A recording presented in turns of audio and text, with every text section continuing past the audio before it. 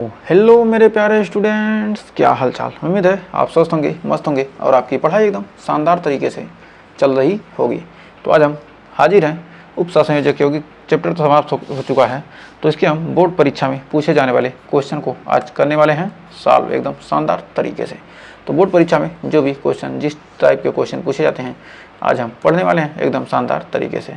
तो एक ज़रूरी सूचना आपके लिए, हमारा केमिस्ट्री का बेसिक सीरीज बहुत ही शानदार तरीके से शुरू हो चुका है। तो इसका हमने एक लेक्चर पढ़ लिया, एक दो लेक्चर हमने लगभग पढ़ लिया, दूसरा लेक्चर चल रहा है। तो हमने परमाणु से संबंधित बहुत ही शानदार टॉपिक पहले लेक्चर में कवर किया है और दूसरे में हम पढ़ेंगे आईपीएससी। तो आईपीएससी आप देखना ना भूलिए, एकदम आपको 5 से 6 नंबर आपको ऑर्गेनिक केमिस्ट्री में दिलाने वाला है। तो उस सीरीज़ को आप देखना ना भूलिए। तो आपको डिस्क्रिप्शन बॉक्स में लिंक मिल जाएगा या आप प्ले लिस्ट में विजिट करके वहाँ से देख सकते हैं। तो आइए शुरू करते हैं अपने टॉपिक को। तो हमारा देखिए, सबसे पहला क्वेश्चन करा, निम्न में सर्वाधिक अस्थायी संकुल है। तो इसमें सर्वाधिक अस्थायी संकुल हम कब कहेंगे? तो हमने किलेट प्रभाव में बताया था, जहाँ पर आपको C2O4 दिख जाए या EN दिख जाए, या C2O4 दिख जाए, तो आप तुरंत कह देंगे कि क्या है, यह सर्वाधिक अस्थायी संकुल है। तो आपका डायरेक्ट आंसर इसका हो जाएगा यहाँ पर ये कौन सा प्रभाव प्रदर्शित करता है? यह क्या है? किलेट प्रभाव के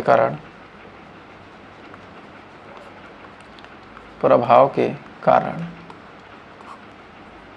यह संकुल आयन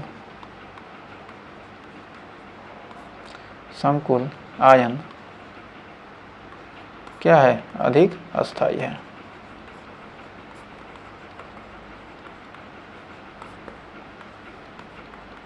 जहाँ पर ये दोनों दिख जाए, C2O4 और EN, तुरंत करेंगे क्या है? यह अधिक अस्थायी है। फिर आइए बढ़ते हैं अगला।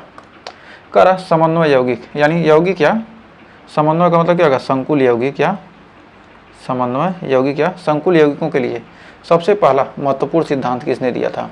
संकुल यौगिक का अब उपसंयोजक यौगिक में ये बिहार बोर्ड का पूछा गया, 2023 का क्वेश्चन था। और ये भी पूछा था, इसका नहीं लिखा गया। तो बिहार बोर्ड में पूछा गया क्वेश्चन, आपके यूपी बोर्ड, राजस्थान बोर्ड में भी पूछा जा सकता है। ऐसा कुछ है नहीं कि आपके बोर्ड में सारे क्वेश्चन क्या हो गए, वही तो चैप्टर है, उसी चैप्टर से तो क्वेश्चन बनना है। ये थोड़ा है कि क्वेश्चन एग्जामिनर कहीं से विदेश से पकड़ कर लाएगा कि ऐसा क्वेश्चन दे दो बच्चे को आए ना, तो ऐसा कुछ होता नहीं। स्लेटर कहीं पढ़ा है, पावलिंग कहीं पढ़ा है, लेविस कहीं पढ़ा है, तो आपने बर्नर पढ़ा है। तो बर्नर के सिद्धांत, बर्नर क्या बताया था? दो संयोजकता के बारे में बताया था, एक प्राथमिक संयोजकता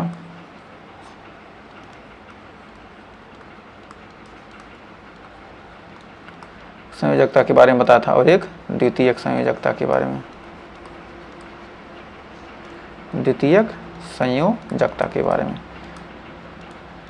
इन दो चीज़ों के बारे में किसने बताया था? बर्नर ने बताया था। फिर बढ़ते हैं अगले क्वेश्चन की तरफ। कर निम्नलिखित में से कौन एक द्विक लवण का उदाहरण है?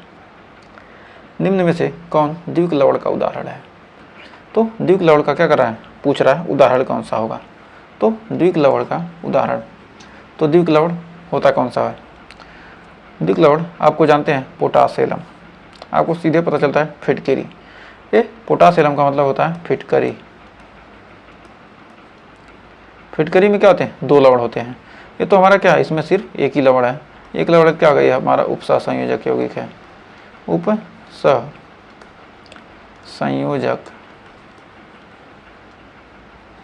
उपसंयोजक यौगिक। यह बोर्ड में 2023 में पूछा गया। किस बोर्ड में पूछा गया था ये नहीं लिखा। आप कहते हैं कि इस बोर्ड में पूछा, हमारे बोर्ड में नहीं आएगा, तो आपके ये तो आंसर होगा ना, हाइपो तो होगा नहीं। तो पोटासेलम यानी फिटकरी का सूत्र होता है K2, ये हमारा ही राइट आंसर हो जाएगा, K2SO4 dot Al2SO4 dot 24H2O। इसमें कहीं डॉट है नहीं, तो क्या हमारा द्विक लवण है, 1 2 K2SO4 और Al2SO4। इसमें क्या है? जल मिल गया है, तो यह क्या है? 2 द्विक लवण है। तो पोटासेलम क्या होगा? हमारा द्विक लवण हो गया। तो उम्मीद है यहाँ तक कोई डाउट नहीं होगा। तो बढ़ते हैं नेक्स्ट क्वेश्चन में, और आप लास्ट में बताइएगा कि आपने कितनी क्वेश्चन सही किए। यदि आपने थ्योरी अच्छे तरीके से पढ़ा है तो आप न्यूमेरिकल को क्या करेंगे, एकदम धुआं धुआं कर सकते हैं। तो बोर्ड एग्जाम 2023 में पूछा गया बहुत ही बेहतरीन क्वेश्चन है।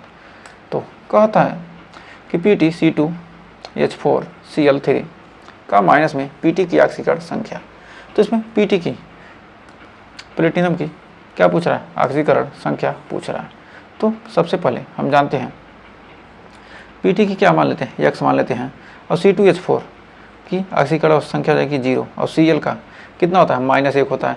तो -1 होता है तो कितना है, 3 है, तो कितना आ जाएगा -3, और बराबर कितना a पावर -1 है तो क्या होगा, बराबर -1 कर देंगे। 3 उधर जाएगा तो हो जाएगा x बराबर -1 + 3, 3 में से गया 2, यानी x बराबर आ गया 2। तो हमारी हो जाएगी ऑप्शन नंबर बी। या यहाँ पर देख सकते हैं PtC2H4Cl3 क्या है, ये हमारा क्या माइनस है, माइनस है। तो यहाँ पर क्या है, इसका हमने मान लिया x, इसका हो जाएगा 0, और इसका हो जाएगा Cl का कितना होता है, -1, यानी 3 है तो क्या हो जाएगा -3, ये बराबर हो जाएगा 1, -1 माइनस पावर माइनस है तो क्या होगा -1, 3 उधर जाएगा तो क्या होगा प्लस, तो x बराबर 3 - 1 यानी 2 + 2, ये तो ऑप्शन हो गया। फिर करण निम्नलिखित में से कौन बाइडेंट लिगेंट है। बाइडेंट, बाइडेंट मतलब बाई मतलब 2, डेंट मतलब दंती, तो द्विदंती, इसको हिंदी में कहते हैं द्विदंती। तो इसीलिए आपसे क्या कहा था कि आपको हिंदी इंग्लिश दोनों याद रखना है एक दंती द्विदंती लिगेंट में। तो इसमें ये हमारा क्या रहा, बाइडेंटी, बाइडेंट, ईडीटीए, ईडीटीए हमारा होता है ईडीटीए, ईडीटीए पर हमारा क्या होता है 4- होता है, तो ये तो द्विदंती होगा नहीं। तो ईएन हम जाते हैं इथिलीन डाइएमीन, ये हमारा क्या है, द्विदंती लिगेंड्स है, द्विदंती लिगेंड्स है। यह क्या करेगा, दो तरह से बंध बना सकता है, CH2 NH2, यह क्या है, इस पर 2 है, फिर यहाँ सिंगल बॉन्ड CH2 और NH2, या तो ए वाला बनाए और या तो ए वाला युग्म बनाए, तो दो तरह से बना सकता है, इसलिए क्या कहते हैं, इसे द्विदंती कहते हैं। एसीटेट आयन, ये क्या होगा, ये तो द्विबंध बना नहीं सकता, और pyridine ये भी नहीं बना सकता। तो हमारा ऑप्शन नंबर बी वाला ही एथिलीन डाइएमीन हो जाएगा सही। फिर बढ़ते हैं अगले क्वेश्चन की तरफ। करा MnNH3 का होल 5H2O Br2 के केंद्रीय धातु का ऑक्सीकरण संख्या क्या होगी। तो यहाँ पर यहाँ है Mn, फिर है NH3 का 5, फिर है H2O, फिर है Br2, तो Mn का हो जाएगा हमारा x, केंद्रीय धातु का पूछ रहा है, NH3 का 0, H2O क्या होगा, उदासीन होता है, इसका भी 0, और Br ब्रोमीन का कितना होता है -2, यानी तो -2 बराबर 0, तो हो जाएगा x बराबर +2।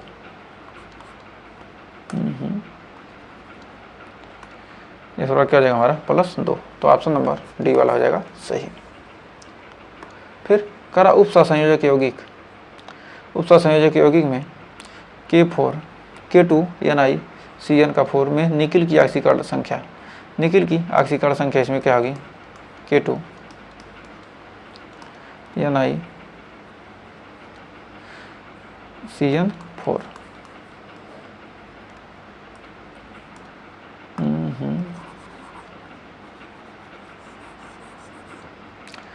K2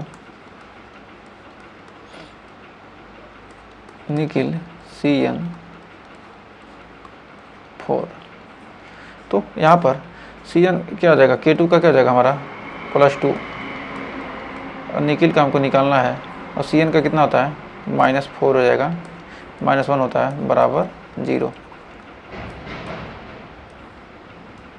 तो 4 में 2 गया 2, यानी x बराबर आ गया +2, तो सारे के लगभग +2 ही आ रहे हैं, क्या बात है। फिर अगला क्वेश्चन करा CrH2O का होल 4Cl2 का पावर क्या है, प्लस है, तो इसमें क्रोमियम की ऑक्सीकरण संख्या पूछ रहा है। तो H2O। जो भी क्वेश्चन आपको परेशान करने वाले हैं सारे क्वेश्चन को आज हमने उठा लाया है, जो आपको परेशान करना ही भूल जाएगा। Cr क्रोमियम का पूछ रहा है तो x, H2O का 0, Cl2 का -2 बराबर +1, 2 उधर जाएगा तो हो जाएगा कितना हमारा 3, x बराबर आ जाएगा 3 +3, ऑप्शन नंबर बी सही हो जाएगा। फिर अगला है कह रहा K3 Cr C2O4 का थ्राइस में क्रोमियम की उप सहसंयोजन संख्या, उप सहसंयोजन संख्या कह रहा है। ये संयोजकता ऑक्सीकरण संख्या नहीं पूछ रहा है, उप सहसंयोजन संख्या पूछ रहा है। तो चूंकि C2O4 ये हमारा क्या है, द्विदंती है, ये हमारा क्या है, द्विदंती है। इसको यहाँ पर लिखते हैं, यहाँ से आपको क्लियर नहीं होगा तो हम जानते हैं K3 Cr C2O4 का थ्राइस। अब यहाँ पर जो हमारा क्या C2O4 है,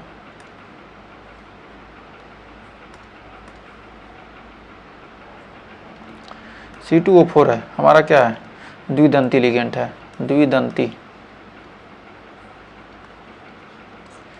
द्विदंती यानी क्या है, 2 बंध बना सकता है। कितने बंध बनाएगा, 2 बंध बनाएगा। तो उप सहसंयोजन संख्या 2 बंध बनाएगा तो कितने हैं, 3 है। 3 है तो क्या करेंगे, 3 × 2 यानी कितने बंध बनाएगा, 6 बंध बना सकते हैं। 3 परमाणु हैं तो क्या करेंगे, 6 बंध बनाएंगे। तो 6 बंध जितने बंध बना सकता है वही क्या कहलाती है, उप सहसंयोजन संख्या या समन्वय संख्या कहलाती है। तो यही क्या हमारी उप सहसंयोजन संख्या या कह सकते हैं कि समन्वय संख्या।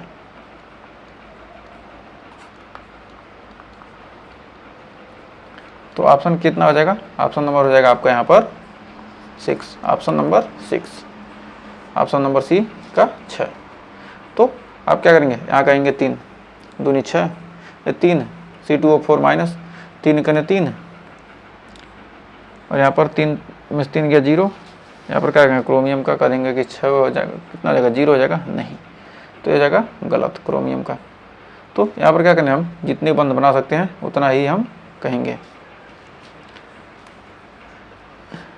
तो 2 बंध बनाएगा तो 3 परमाणु होते क्या होगा, 6 बंध बनाएगा और 6 बंध बनाएगा तो उप सहसंयोजन संख्या क्या हो जाएगी, 6 हो जाएगी। जितने बंध बनाएगा उतनी उप सहसंयोजन संख्या होती है।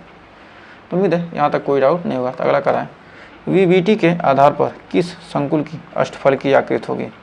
तो अष्टफलकीय हमने सीधे दिखाया था आपको, जहाँ पर CN6 दिखे वही क्या अष्टफलकीय हो जाएगा डायरेक्ट।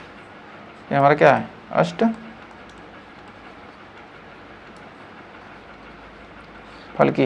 संकरण कौन बनाएगा, संकरण क्या बनेगा जल्दी बताइए, इसका संकरण क्या हो जाएगा, D2sp3। तो संकरण क्या हो जाएगा, D2sp3।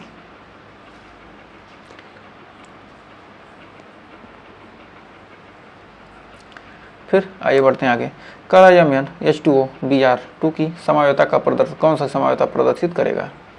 तो आपको जहाँ पर देखें जल का जल के अणु जहाँ दिखें सीधे आप जल योजन पर मार दीजिए, कुछ देखने की ज़रूरत नहीं है। तो जल योजन समायोता हो जाएगा। फिर अगला है D5 विन्यास में डेल्टा 0p के आधार पर T2G व EG में इलेक्ट्रॉनों की संख्या।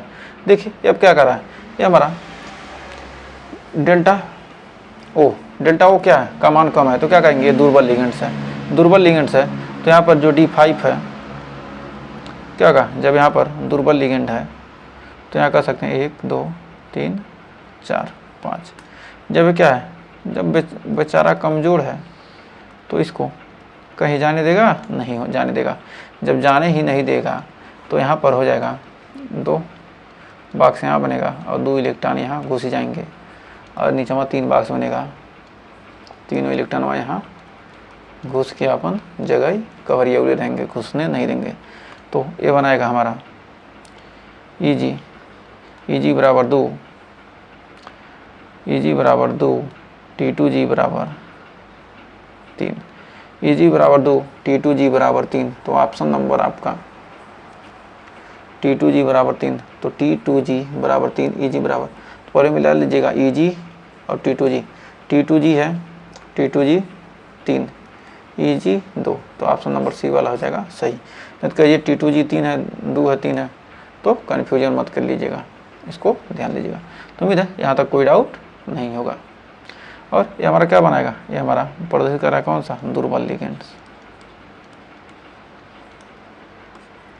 दुर्बल लिगेंड्स।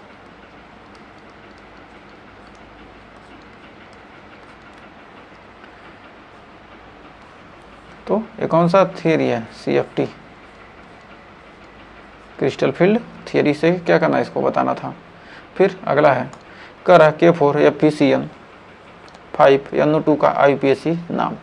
तो इसमें इसका IUPAC नाम, तो सबसे पहले क्या है हमारा K3 आया, तो सबसे पहले हम क्या करेंगे, पोटेशियम, पोटेशियम हेक्सा, N से नाइट्राइटो, N नाइट्राइटो C, तो हेक्सा साइनो, पोटेशियम, फिर क्या है 5 है ना, penta cyano, potassium penta cyano, nitrito, nitrito N, ferrate third. तो ऑप्शन नंबर हो जाएगा सी वाला सही। ये नहीं होगा, ये नहीं होगा, ये नहीं होगा, तो हमारा क्या होगा, ऑप्शन नंबर ये हो जाएगा सही। पोटेशियम है, सबसे पहले क्या है, ये सेकंड टाइप का है ना, तो सेकंड टाइप में हमने पढ़ा था क्या, 8 लगाया जाता है, फेरेट हो जाएगा नाइट्राइटो N। फिर अगला है निम्न में से उभयदंती लिगेंड नहीं है। उभयदंती का मतलब क्या होता है, एम्बीडेंटेड, एम्बीडेंटेड,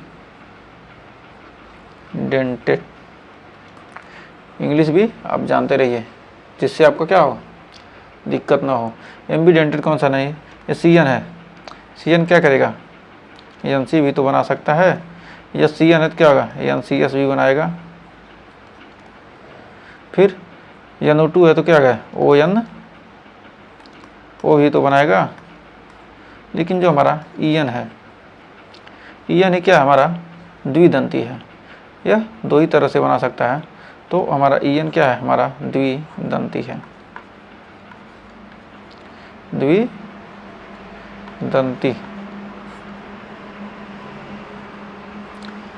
तो हमारा क्या है, EN क्या है, द्विदंती है। फिर अगला है CrH2O Cl3 की प्राथमिक संयोजकता कितनी है। तो प्राथमिक संयोजकता हमारी क्या है, ये क्लोरीन है, तो क्लोरीन की संयोजकता कितनी है, 3 है, तो प्राथमिक संयोजकता कितनी है, क्लोरीन की 3 है। फिर तो ये थे हमारे कुछ लगभग 15 क्वेश्चन हमने किया है। तो आपको बताना है कमेंट में 15 में से आपके कितने क्वेश्चन सही हुए हैं। तो अगर यहाँ तक सेशन अच्छा लगा हो और आपको एक जो हमने टॉपिक करा है पसंद आया हो, तो वीडियो को लाइक शेयर कीजिएगा और कमेंट में बताइएगा कि आपने कितने क्वेश्चन सही किए हैं। यदि आप कमेंट करेंगे तो हमें अच्छा लगेगा कि आप पढ़ाई में मन लगा रहे हैं और अच्छे तरीके से मेहनत का जो अभी हम आपके लिए मेहनत कर रहे हैं उसका लाभ आप उठा रहे हैं। तो अगर सेशन अच्छा लगा तो वीडियो को लाइक शेयर कीजिए, चैनल पर पहले उठिए, चैनल को सब्सक्राइब कीजिए। तो मिलेंगे नेक्स्ट वीडियो में। इसके आगे के हम जो लॉन्ग में आते हैं लिखने वाले क्वेश्चन, कैसे आपको एग्जाम में कितना लिखना है, उस टाइप के क्वेश्चन हम इसके एक वीडियो में हम क्या करेंगे, इस चैप्टर को समाप्त करेंगे। इसके बाद हम पढ़ेंगे जैव अणु। तो मिलते हैं नेक्स्ट वीडियो में, तब तक के लिए टेक केयर।